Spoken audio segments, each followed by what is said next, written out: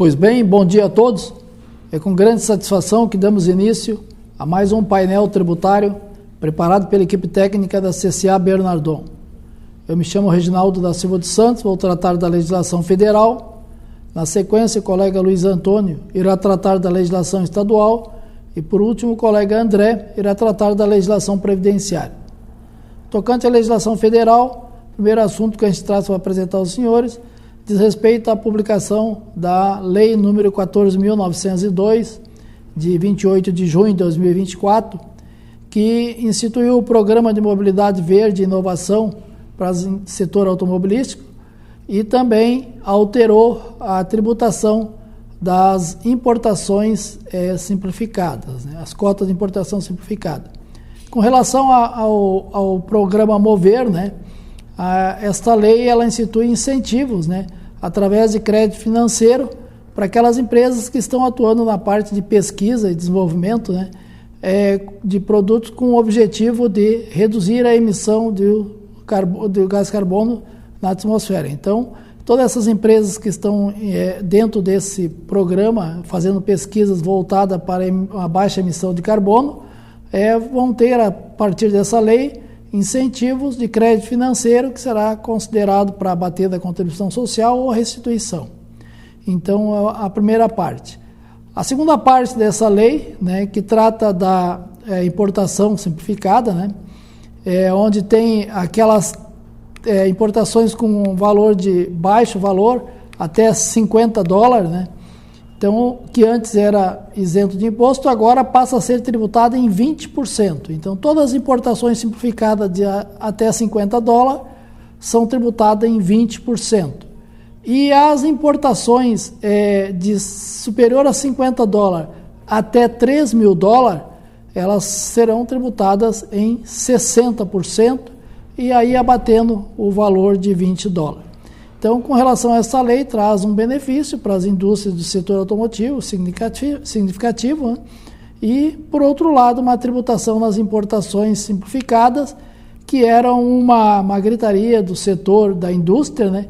Que estava vendo, através dessas importações simplificadas, um grande número de compras do exterior, com uma tributação zero e prejudicando, assim, a indústria local, né? Que gera empregos e estava perdendo competitividade em função de uma importação a baixo custo, a custo tributário zero, né? Onde as indústrias locais pagam salários, encargos, custos e ficam com uma concorrência desleal. Então, essa lei veio fazer essas alterações.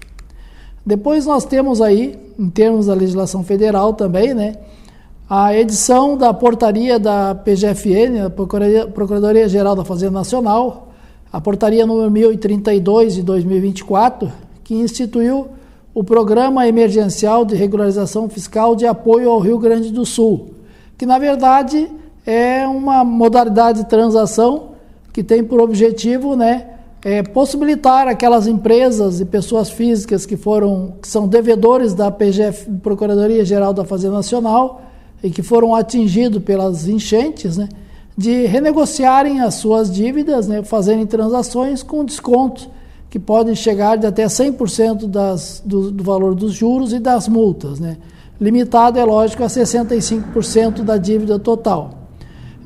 Esse programa de transação SOS Rio Grande do Sul, RS, ele entrou em vigor agora no dia 24 de junho, e ele se encerra em 31 de julho de 2024. Então, os contribuintes que são devedores na Procuradoria-Geral da Fazenda Nacional, que localizam no estado do Rio Grande do Sul e que se enquadram nessas condições, eles podem, então, buscar essas transações, mas o prazo se encerra em 31 de julho. E, na mesma modalidade das transações anteriores, né, o contribuinte, para ser beneficiado com a redução de multa e juros, ele vai ter que ter um enquadramento lá da situação de recuperabilidade dele, né? Se está em difícil recuperação, o crédito, ou seja, o contribuinte sofreu abalo na sua receita entre os meses de maio e junho, ele vai ter um desconto maior. ou, se não ficar comprovado, ele poderá ter apenas alargamento de prazo e não terá descontos. Então, é mais uma transação instituída pela PGFN e que condiciona a que o contribuinte comprove a sua perda efetivamente de receita de faturamento para fins de usufruir dos benefícios da redução de multa e juros. Mas é mais uma possibilidade, e aqueles contribuintes que foram afetados gravemente aí no mês de maio e junho e que tiveram perda significativa de receita, poderão sim, estando devedor na PGFN, ter esses descontos, fazendo a comprovação. Além dessas alterações, nós temos também duas soluções de consulta editadas pela Receita Federal. A primeira delas é a solução de consulta de número 180, de 27 de junho, que ela trata sobre a tributação das atividades imobiliárias no lucro presumido, mais especificamente na parte da permuta. Ou seja, essa solução de consulta ela vem de uma forma definitiva apresentar o reconhecimento por parte da Receita Federal de que as operações de permuta só é tributável nas operações de permuta, nas atividades imobiliárias, a torna. Ou seja, a solução de consulta reconhece que na tributação pelo lucro presumido, não havendo comprovação documental em sentido contrário da parcela complementar, o valor do imóvel recebido nas operações de permuta com outro imóvel não deve ser considerado como receita, faturamento para fins do imposto de renda, contribuição social e também PIS e COFINS. Ou seja, a Receita Federal praticamente reconhece aqui, em função das decisões judiciais que vinham sendo contrárias aos seus interesses, ela reconhece de uma vez por todas que não irá mais autuar as empresas do setor imobiliário que estavam tratando as permutas, tributando apenas a torna. Então, essa solução de consulta ela expressa que só é tributável para fins da atividade, como receita de atividade imobiliária, no caso de permuta, a torna recebida nas operações. O bem, o imóvel recebido na permuta não é base, não se constitui receita para fins tributários, imposto de renda, contribuição social, PIS e COFINS. O que é um alento para os contribuintes desse setor e que vinham já há anos sofrendo autuações, por parte da Receita e outros até tributando as permutas para não se sujeitarem a autuações. A segunda solução de consulta que nós trazemos a apresentar aos senhores é a solução de consulta ECOSIT número 183, 2024, de 25 de junho, e que ela trata sobre lucros cessantes, o recebimento de lucros cessantes. E essa solução de consulta, ela trata específico de um caso, um contribuinte que era tributado pelo regime de competência, e que a Receita Federal, a União, entende que o lucro cessante, sendo o contribuinte tributado pelo regime de competência, seja ele lucro presumido ou lucro real, ele deverá oferecer à tributação o valor da indenização do lucro cessante quando da decisão judicial que definir os valores a serem indenizados. Ou, no caso, se a decisão judicial não reconhecer o valor a ser indenizado, no momento em que o contribuinte tiver um precatório emitido a seu favor ou uma sentença da condenação da fixação do valor do precatório. Ou seja, o que essa solução de consulta tem de especial? É que a Receita Federal entende que os contribuintes que tiverem a indenização por parte de instituições de órgãos federal, estadual, municipal, de lucro cessante, eles vão ter que reconhecer essa receita e oferecer a tributação para fins do imposto de renda, contribuição social, no momento da fixação do valor da condenação, ou seja, independente do prazo em que o contribuinte vai levar para receber. Então, se o contribuinte tiver uma decisão favorável num processo judicial de um valor de lucro cessante, vamos supor, de R$1 milhão, ele vai ter que oferecer a tributação a essa receita no momento em que a sentença fixou o valor e que transitou em julgado essa sentença. E, independente do prazo em que o devedor vai lhe pagar, se vai demorar 1 ano, 2 anos, 3 anos ou até 5 anos. Então a Receita Federal entende que essa questão do prazo não é condicionante para a tributação. O contribuinte que é tributado pelo regime de competência, tendo a seu favor reconhecido o direito de receber uma indenização por lucro cessante da Fazenda Pública Federal, Estadual ou Municipal, ele deverá obrigatoriamente oferecer à tributação esse lucro cessante no momento da condenação, independente do reflexo dessa condenação no seu caixa. Ou seja, o contribuinte vai ter que fazer o recolhimento antecipado dos impostos e aguardar até que receba esse precatório.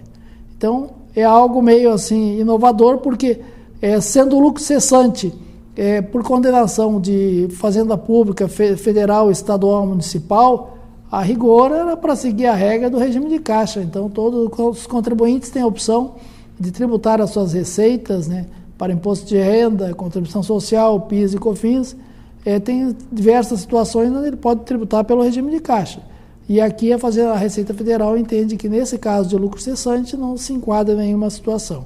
O contribuinte vai ter que oferecer a tributação no momento em que tiver decisão a seu favor, independente do reflexo no seu caixa ou do momento em que vai se dar o recebimento. Então, com relação à legislação federal, os recados que a gente gostaria de transmitir aos senhores seriam esses. Fiquem agora na sequência com os colegas Luiz Antônio e André. Um abraço a todos e nos encontramos no próximo painel tributário. Até lá!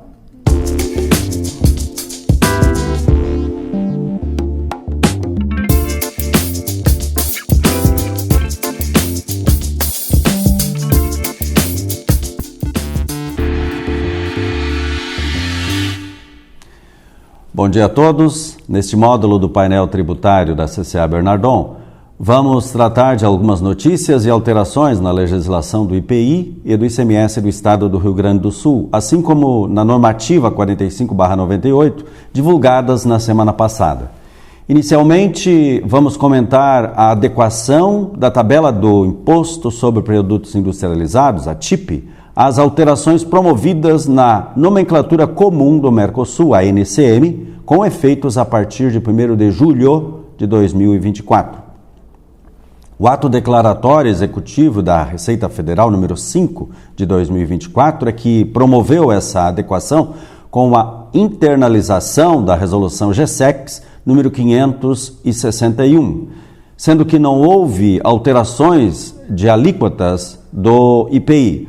Foram alterados na TIP os códigos de classificação constantes do anexo 1 do ato declaratório, trazendo o código 85045000, que recebeu o desdobramento de 850450 em 85045010, que enquadra outras bobinas de reatância e de autoindução, e o código 85045090, outras com alíquota zero do IPI. No anexo 2, ele adota novos textos para os códigos 300378 e 30049068, com alíquota zero do IPI. Já o anexo 3 do mesmo ato declaratório, ele traz o código 48119020, criado com a sua descrição específica e alíquota do IPI de 3,25.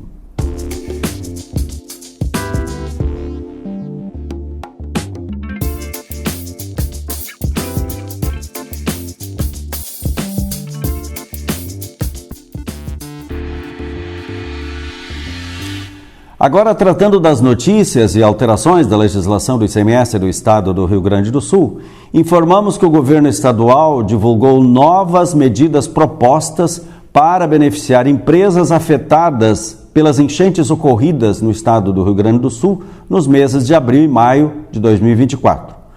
Conforme notícia divulgada no site da Cefaz, no dia 27 de junho, após as ações emergenciais adotadas ainda nos primeiros dias das enchentes que atingiram o estado do Rio Grande do Sul, o governo propôs na segunda-feira, dia 24 de junho agora, 8 novas medidas para combater os efeitos da crise meteorológica, e as iniciativas foram apresentadas pelo governador Eduardo Leite na Assembleia Legislativa, sendo que as novas estratégias integram o Plano Rio Grande, que atua em 3 eixos de enfrentamento aos feitos das enchentes: ações emergenciais, ações de reconstrução do Rio Grande do Sul do futuro. Das 8 medidas anunciadas, 6 dependem de aprovação da Assembleia do Estado ou do Conselho Nacional de Política Fazendária, o CONFAS. Por isso ainda poderão ser modificadas, e o maior desastre meteorológico da história do Estado atingiu 95% dos municípios e pode se tornar também o maior da história recente do Brasil em termos de impactos econômicos. A proposta inclui as seguintes medidas: alterações do ITCD. Está sendo proposta uma nova isenção do ITCD exclusiva para os atingidos pelas enchentes. Ampliação do incentivo do Fundopem para projetos em andamento, reduzindo a 0 o valor da base utilizada para fins de cálculo do ICMS incremental de estabelecimentos atingidos. Redução do prazo de creditamento do ICMS do ativo permanente mediante apropriação à razão de 1/12 por mês, em vez de 1/48 por mês. Com isso, a apropriação do crédito do ICMS de 4 anos cai para 1 ano para estes que foram atingidos. Crédito presumido para aquisição de máquinas e equipamentos, isenção na aquisição de veículos por locadora, flexibilização do programa de parcelamento, inclusive com a dispensa da entrada mínima de 6% prevista na instrução normativa, transação tributária para extinguir litígios tributários mediante concessões do fisco e também dos contribuintes mediante decreto estadual. Passando agora para as orientações normativas, tivemos a de número 54, tratando da suspensão de cancelamentos, restabelecimento de parcelamento de débitos cancelados, prorrogação da dívida ativa, ampliação do número máximo de meses do parcelamento, quando cabível, estabelecendo a suspensão no período de 24 de abril a 30 de junho de 2024, e atualização do prazo máximo de pagamento para a parcela inicial, tudo para beneficiar os atingidos pelas enchentes no estado do Rio Grande do Sul. A de número 55 traz instruções sobre a isenção do ICMS na saída de mercadoria destinada aos estabelecimentos de contribuintes que foram atingidos pelos eventos climáticos localizados em municípios declarados em estado de calamidade ou em situação de emergência. Essa instrução esclarece uma série de restrições para a concessão da isenção do ICMS para o ativo permanente, peças, partes de máquinas e mercadorias em estoque, etc. A de número 56 trata dos preços finais ao consumidor das bebidas frias, lista de preços vigentes a partir de 1º de julho de 2024. A de número 57 discorre sobre o pagamento do ICMS, inclusive ICMS substituição tributária. Regras especiais no período de 24 de abril a 31 de julho de 2024 e lançamentos na GIA. A de número 58 inclui mercadorias e respectivos preços finais ao consumidor no rol das bebidas quentes, para fins de definição da base de cálculo para o débito de responsabilidade por substituição tributária. A de número 59 altera, a partir de 1º de julho de 2024, a relação de distribuidores hospitalares para fins de inaplicabilidade da substituição tributária, conforme previsto no regulamento do ICMS do Estado do Rio Grande do Sul, lá no livro 3, artigo 103, parágrafo 3º.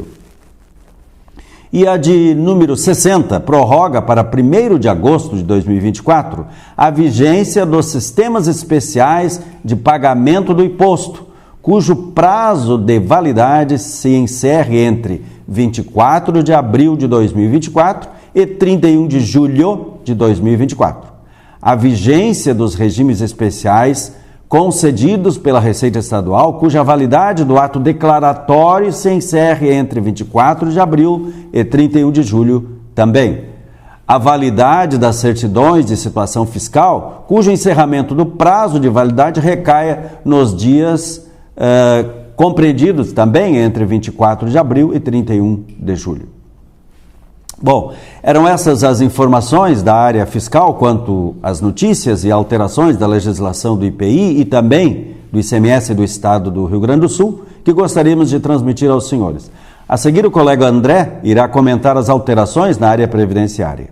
Um bom dia, uma ótima semana a todos e até o próximo painel tributário da CCA.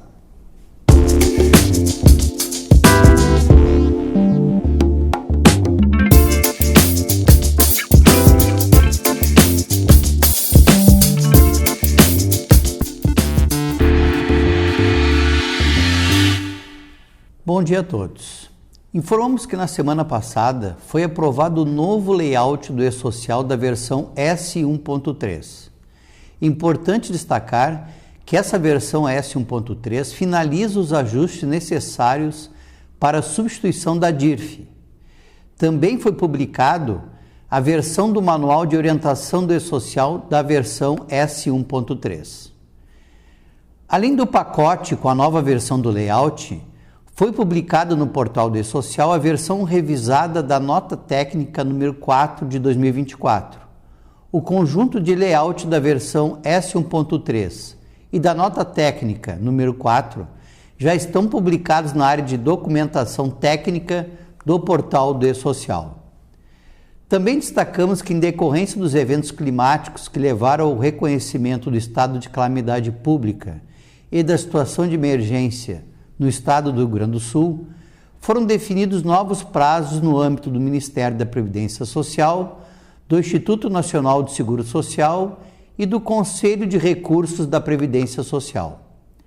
Os procedimentos previstos na portaria deverão ser observados nas análises dos requerimentos de beneficiários residentes e domiciliados no território do estado do Rio Grande do Sul no período de 60 dias, contados a partir de 23 de junho de 2024, em razão dos eventos climáticos ocorridos no nosso estado.